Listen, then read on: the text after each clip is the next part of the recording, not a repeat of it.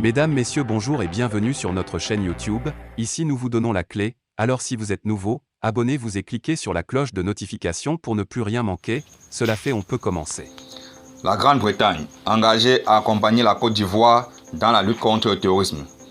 Le ministre des Forces armées du Royaume-Uni, James Harper, a été reçu mercredi 22 juin 2022 par le chef de l'état-major général des armées ivoiriennes, Lassina Doumbia, à l'occasion de la collaboration entre la Côte d'Ivoire et la Grande-Bretagne dans les domaines de la lutte contre le terrorisme et la piraterie maritime.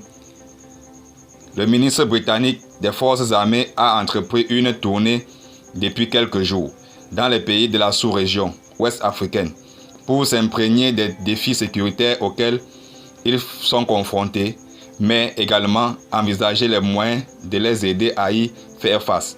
Dès sa prise de parole, James Harper a félicité les forces armées de la Côte d'Ivoire pour les progrès considérables accomplis ces dernières années.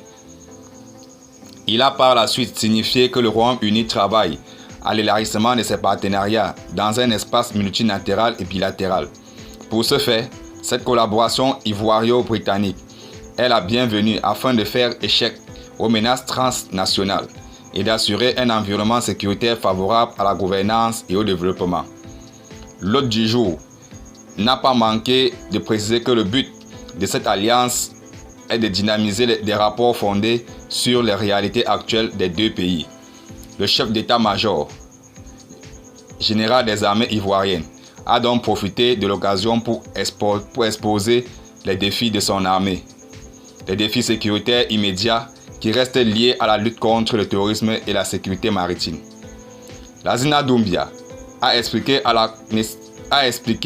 la nécessité urgente pour sa troupe d'acquérir les moyens opérationnels conséquents afin d'être plus efficace contre toute attaque.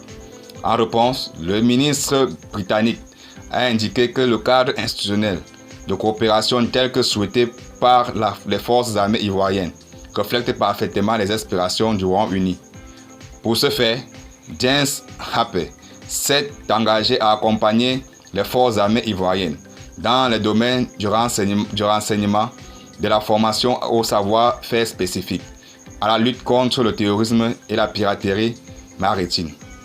Merci de nous avoir suivis. N'oubliez pas de vous abonner si vous êtes nouveau.